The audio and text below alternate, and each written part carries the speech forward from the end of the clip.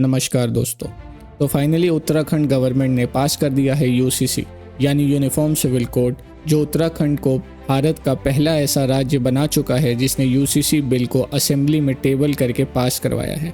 And Goa के बाद दूसरा ऐसा राज्य है जो यूसीसी को पूरी तरह इम्प्लीमेंट करेगा। तो आइए जानते हैं डिटेल में यूसीसी के बारे में, उसकी हिस्ट्री क्या है एंड क्यों यूसीसी हमेशा एक कंट्रोवर्शियल टॉपिक रहा है। यूनिफॉर्म सिविल कोड का मतलब है कि हर धर्म, जाति, संप्रदाय और वर्ग के लिए पूरे देश में एक ही नियम लागू होगा। दूसरे शब्दों में कहें तो यूसीसी का मतलब है कि पूरे देश के लिए एक समान कानून के साथ ही सभी धार्मिक समुदायों के लिए विवाह, तलाक, विरासत और गोद लेने के नियम सब एक होंगे। यूसीसी का उल्लेख भारतीय संविधान के आर्टिकल 44 में किया गया है, जो कि directive principles of state policy का एक पार्ट है। आर्टिकल 44 में कहा गया है कि स्टेट भारत में नागरिकों के लिए एक समान सिविल राइट्स प्राप्त कराने का प्रयास करेगा। Directive principles of state policy कानूनी रूप से एनफोर्सेबल नहीं होते हैं, लेकिन पॉलिसी फॉर्मेशंस में राज्य की मदद करते हैं। यूसीसी का कुछ लोगों द्वारा राष्ट्रीय अखंडता और जेंडर इक्वालिटी को बढ़ावा देने के एक तरीके के रूप में समर्थन किया जाता है, तो कुछ लोगों द्वारा इसे धार्मिक स्वतंत्रता और विविधता के लिए खतरा बताकर इसका विरोध किया जाता है। भारत में गोवा एकमात्र ऐसा राज्य है जहां यूसीसी लागू है। वर्ष 1961 में पुर्तगाल शासन से स्वतंत्रता के बाद गोवा ने अपने समान पारिवारिक कानून को बनाए रखा, जिसे आज गोवा नागरिक संहिता यानी गोवा सिविल कोड के रूप में जाना जाता है। शेष भारत में रिलीजन या कम्युनिटी पहचान के आधार पर विभिन्न पर्सनल लॉज का पालन किया जाता है। तो क्या आप जानते हैं पहली बार यूसीसी का जिक्र कब हुआ था? यूसीसी का जिक्र 1835 में ब्रिटिश सरकार की एक रिपोर्ट में भी किया गया था। इसमें कहा गया था कि अपराधों, सबूतों और ठेके जैसे मुद्दों पर समान कानून लागू करने की जरूरत है। इस रिपोर्ट में हिंदू मुस्लिमों के धार्मिक कानूनों से छेड़छाड़ की बात नहीं करी गई थी। हालांकि 1941 में हिंदू कानून पर संहिता बनने के लिए BN राव कमेटी का गठन किया गया था, जिसमें राव कमेटी की सिफारिश पर 1956 में हिंदुओं, बौद्धों, जैनियों और सिखों के उत्तराधिकार मामलों को सुलझाने के लिए हिंदू सक्सेशन एक्ट 1956 को अपनाया गया। हालांकि मुस्लिम, ईसाई और पारसियों के लिए अलग कानून रखे गए। आइए जानते हैं अभी क्या है यूसीसी का हाल। वर्तमान में न केवल मुस्लिम बल्कि हिंदू, जैन, बौद्ध, सिख, पारसी और यहूदी भी अपने पर्सनल लॉ द्वारा गवर्न होते हैं।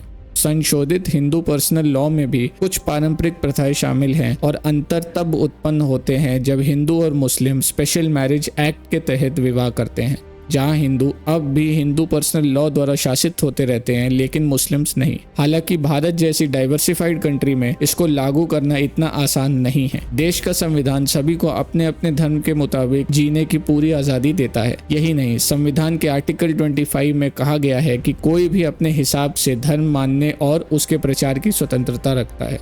अब जानते हैं कि यूसीसी के इम्प्लीमेंटेशन के बाद क्या क्या बदलाव होंगे। अगर पूरे देश में यूनिफॉर्म सिविल कोड लागू होता है तो लड़कियों की शादी की उम्र बढ़ा दी जाएगी। इससे वे कम से कम ग्रेजुएट तक की पढ़ाई पूरी कर सकेंगी। वहीं गांव स्तर तक शादी के रजिस्ट्रेशन की सुविधा पहुंचाई जाएगी। अगर किसी की शादी रजिस्टर्ड नहीं होगी तो उस कपल को सरकारी सुविधाओं का लाभ भी नहीं मिलेगा। पति और पत्नी को तलाक के समान अधिकार मिलेंगे। एक से ज्यादा शादी करने पर पूरी तरह से रोक लग जाएगी। नौकरी पेशा बेटे की मौत होने पर पत्नी को मिले मुआवजे में माता पिता के भरण पोषण की जिम्मेदारी भी शामिल होगी। उत्तराधिकार में बेटा और बेटी को बराबर का हक होगा। वहीं मुस्लिम महिलाओं को अडॉप्शन का अधिकार मिल जाएगा और तो और उन्हें हलाला और इद्दत से भी पूरी तरह से छुटकारा मिल जाएगा। लिव इन रिलेशन में रहने वाले सभी लोगों को डिक्लेरेशन देना पड़ेगा। पति और पत्नी में अनबन होने पर उनके बच्चों की कस्टडी दादा दादी या नाना नानी में से किसी को दी जाएगी। बच्चों के अनाथ होने पर गार्डियन बनने की प्रक्रिया आसान हो जाएगी। तो आखिर अब तक देश में क्यों लागू नहीं हो पाया यूसीसी? भारत का सामाजिक ढांचा विविधता से भरा हुआ है। हालात ये हैं कि एक ही घर के सदस्य अलग अलग रीति रिवाजों को मानते हैं। अगर आबादी के आधार पर देखें तो देश में हिंदू बहुसंख्यक है, लेकिन अलग राज्यों के हिंदुओं में ही धार्मिक मान्यताएं और रीति रिवाजों में काफ़ी अंतर देखने को मिल जाएगा।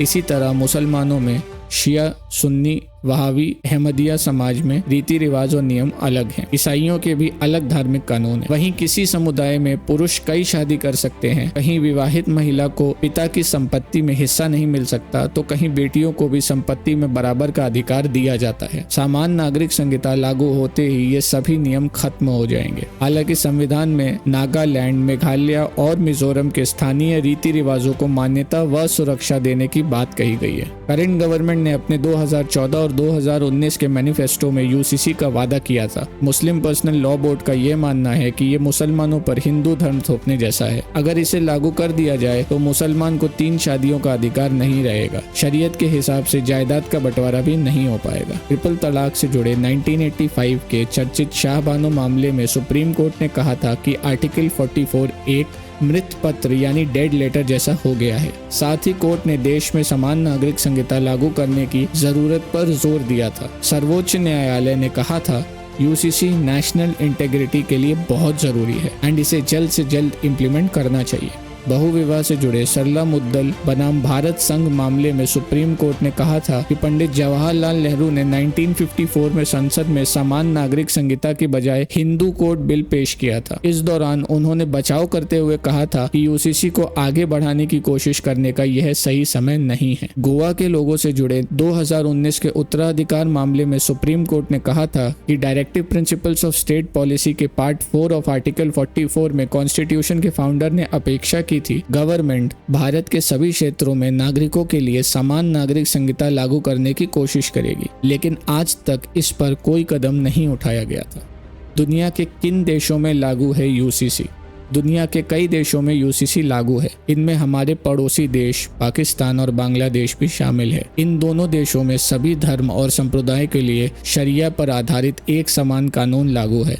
इनके अलावा इजराइल, जापान, फ्रांस और रूस में भी समान नागरिक संहिता लागू है। यूरोपियन देशों में और अमेरिका में सेक्युलर कानून लागू है, जो सभी धर्म के लोगों पर समान रूप से लागू होता है। दुनिया के ज्यादातर इस्लामिक देशों में शरिया पर आधारित एक समान कानून है, जो वहां रहने वाले सभी धर्म के लोगों को समान रूप से लागू होता है। ये था हमारा आज का वीडियो, जिसमें हमने डिटेल में यूनिफॉर्म सिविल कोड के बारे में बात करी। तो आप अपना ओपिनियन ज़रूर बताइएगा कि आपको क्या लगता है कि पूरे देश में यूनिफॉर्म सिविल कोड लागू होना चाहिए या नहीं। Please comment down your thoughts and thanks for watching.